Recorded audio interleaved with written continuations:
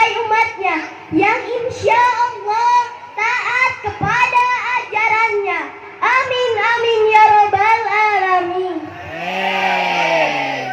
Berdirinya saya di sini, saya akan bercerita tentang perjalanan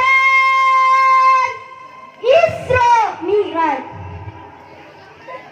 Isra merupakan peristiwa maha dahsyat yang dialami oleh Rasulullah Sallallahu Alaihi Wasallam. Sebelumnya tidak ada pernah yang pernah mengalaminya. Menempuh perjalanan seberkilat sampai ke Sidratul Muntaha. Banyaknya peristiwa yang dialami oleh Rasulullah Sallallahu Alaihi Wasallam. Mulai keberangkatan hingga kembali. Apa sajakah peristiwa itu? Beginilah kisah, hikmah, serta ibrah yang dapat dipetik. Berikut ini penjelasan lebih lanjut.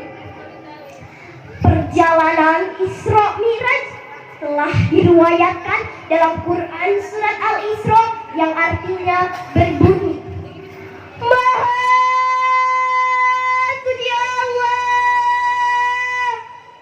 yang telah memperjalankan hambanya pada suatu malam dari Masjidil Haram ke Al-Masjidil Aqsa, dan kami telah berkahi sekelilingnya. Kami telah tunjukkan tanda-tanda kebesaran kami. Sesungguhnya dia adalah Maha melihat lagi Maha mendengar. Quran surat Al-Isra ayat 1. Mi'raj menurut bahasa artinya naik, sedangkan menurut istilah Isra adalah naiknya Rasulullah Sallallahu Alaihi Wasallam ke Sidratul Muntaha. Sidratul Muntaha adalah suatu tempat tertinggi di langit yang menjadi batas ujung pengetahuan segala amal makhluk di dunia. Tidak ada seorang pun yang tahu apa yang ada di belakangnya. Tempat ini diserupakan dengan As-Sidrah yang artinya pepohonan nak, karena mereka berkumpul di bawah keteduhannya.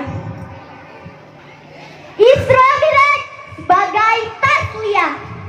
Isra Mi'raj merupakan tasliyah atau hiburan dari Allah Subhanahu wa Ta'ala untuk Rasulullah Sallallahu Alaihi Wasallam yang dilanda duka, hingga menyebutnya Amul Huzn yang artinya tahun duka cita.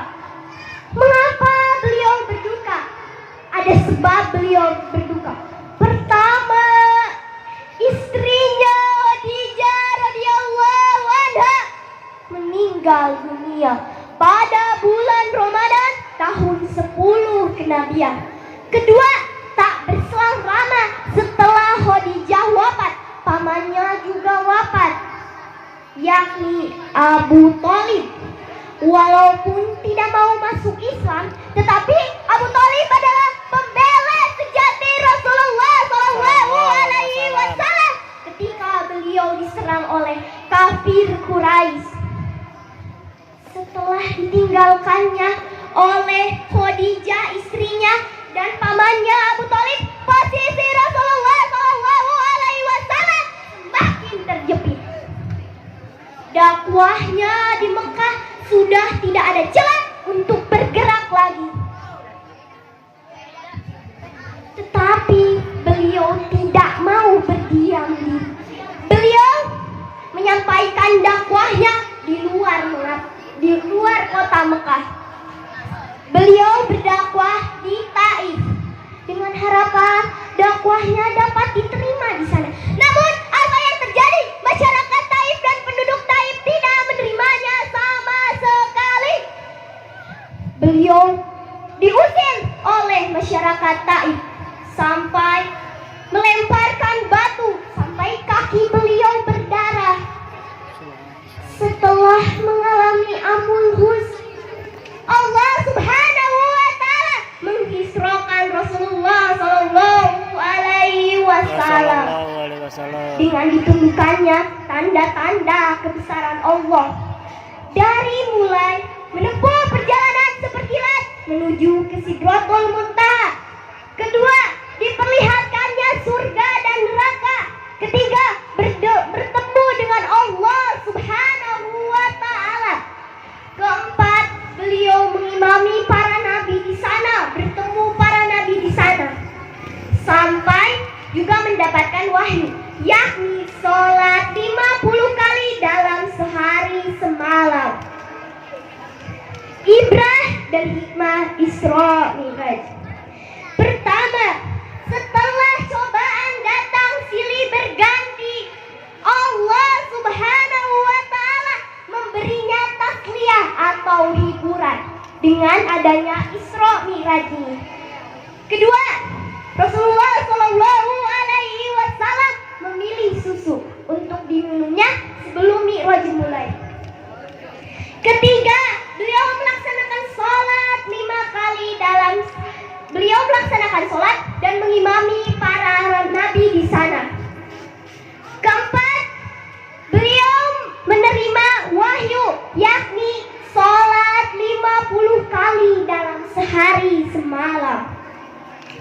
Allah Subhanahu wa Ta'ala menurunkan sholat itu menjadi 5 kali dalam sehari semalam tanpa adanya perantara malaikat Jibril.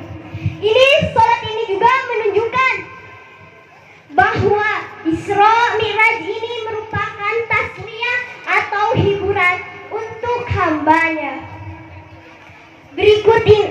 Beginilah cerita yang berjudul Perjalanan Isra Mi'raj. Pesan moral yang didapatkan dalam cerita ini adalah kita harus mensyukuri